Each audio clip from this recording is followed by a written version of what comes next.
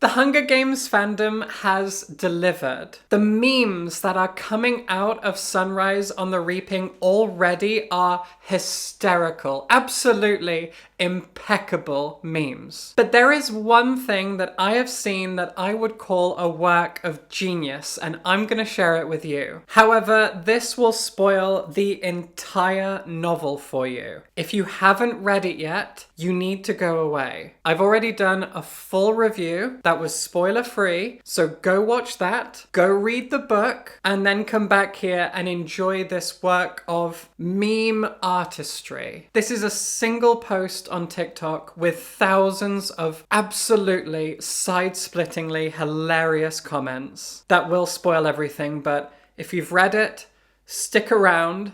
This is golden. So over on TikTok, this guy Andy posted this. I haven't read Sunrise on the Reaping yet. Tell me what happens in a way I won't understand until I do. But I am choosing to spoil the book here with these comments because I want to talk about how clever they are. Spoilers ahead. You've been warned like 3 times. The top comment says, Haymitch's name is reaped for the first time in Catching Fire.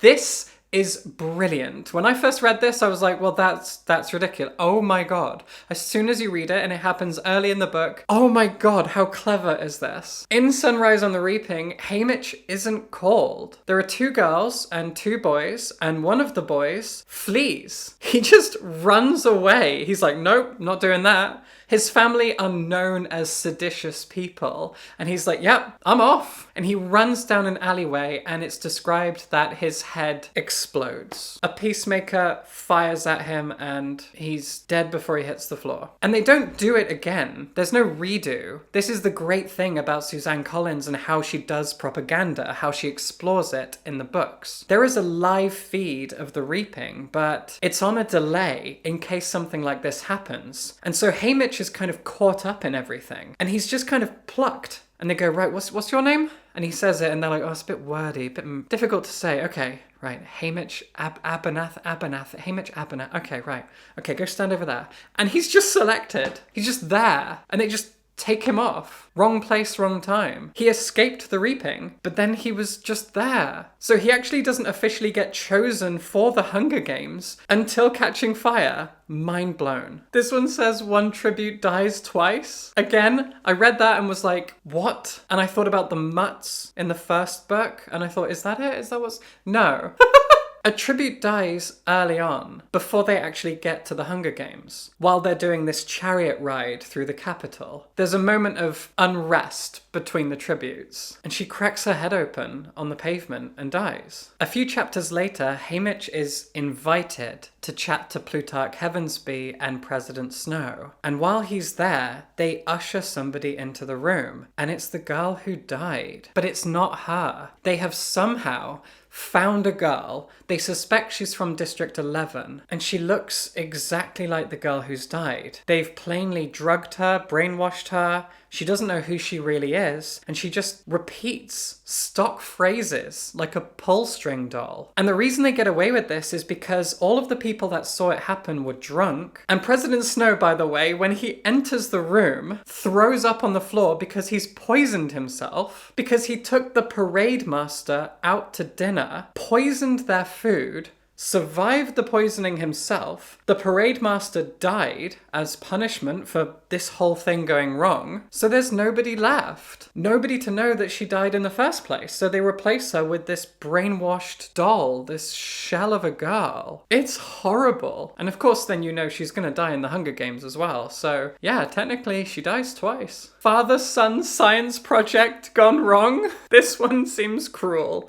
I mean, a lot of them are kind of cruel, but... So there's Beatty, who was in the original trilogy. In the films, he was played by Jeffrey Wright, who is such a great actor. He won his Hunger Games, that's why he's in Catching Fire. And in Sunrise on the Reaping, his son has been chosen to be in this year's Hunger Games. Beatty knows that his son is not going to win, and he knows that this is punishment for him being rebellious, but they never get rid of him because he's a genius. He's too valuable. He says so himself. He knows this. But he and his son, along with Haymitch and others, have a plan to disrupt the Capitol from inside of the Hunger Games. A father-son science project gone wrong. And the way Beetty's son dies is atrocious. Oh, it's horrible. This one had me absolutely cackling, but I felt so I feel so bad for it. Haymitch skipping his chores gone wrong. Oh my god. So the reaping happens on Haymitch's birthday. He was born on the reaping. In fact, Beetty mentions that his name was chosen on the very day that Haymitch was born. So it's not a particularly nice birthday for Haymitch. However, at the very, very end of the novel, Haymitch gets back home to District 12 and immediately sees his home going up in smoke. His family are inside. The Capitol set fire to his home. As his house is burning, one of Haymitch's friends mentions the fact that their cistern was empty, and it was always Haymitch's job to fill the cistern with water, which they could have used to put out the fire. But it was his birthday, and it was the day of the reaping, and he was shipped off to the Capitol, so he didn't fill the cistern that morning, and he left the chore for his brother to do, a brother who was trapped in the house. And so Haymitch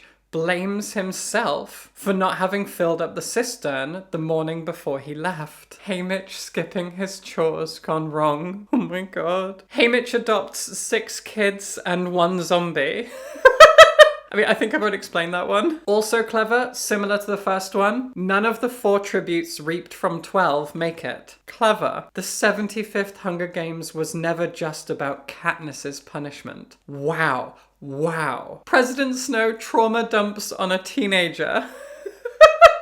Don't take candy from strangers. Oh god. Snow loves poisoning people. He's so good at, well, maybe he's bad at it because he poisons himself a lot along the way. Hence the roses, hence the fact that he's always bleeding, hence the fact that he's sick. He poisons people a lot. And he drinks a lot of that poison just because he doesn't really know of a better, more foolproof way to go about it. The guy is a masochist. But the candy line is specifically about Lenore Dove, a name I still can't say without laughing. She takes some candy at the very end of the book and she eats it and it's poisoned and she dies instantly. Haymitch is punished multiple times at the end of the book, and it's what makes him into the Haymitch that we're more familiar with from the original trilogy. President Snow continues his beef with District 12 teenagers. My father's in the potato booth. Okay, that's about Beetty. The first time you meet Beetty, he's in a booth with a potato, and that sparks the whole potato thing. Potatoes are a big kind of motif in the book. President Snow giving girlfriend advice. Snow goes into the candy industry. There's so much good Snow stuff. You're gonna get traumatized by geese. Yes. And squirrels. And ladybirds. Ladybugs. Americans say ladybugs, we say ladybirds. But all of those. Are they squirrels? They're kind of like squirrels. I mentioned before that Beetty's son has a horrible death. Squirrels. Kind of. I think they're squirrels. The ladybug thing is horrible. Oh, it's so vile. The chapter ends with Haymitch describing how his face was splattered with his own blood. Ugh. 2 District 12 tributes die before the games even start. Yes! Yes, the guy Haymitch replaced and the girl who gets replaced by a brainwashed, hollowed out child. Ugh. Snow throws up everywhere. Yes. Yes, he does.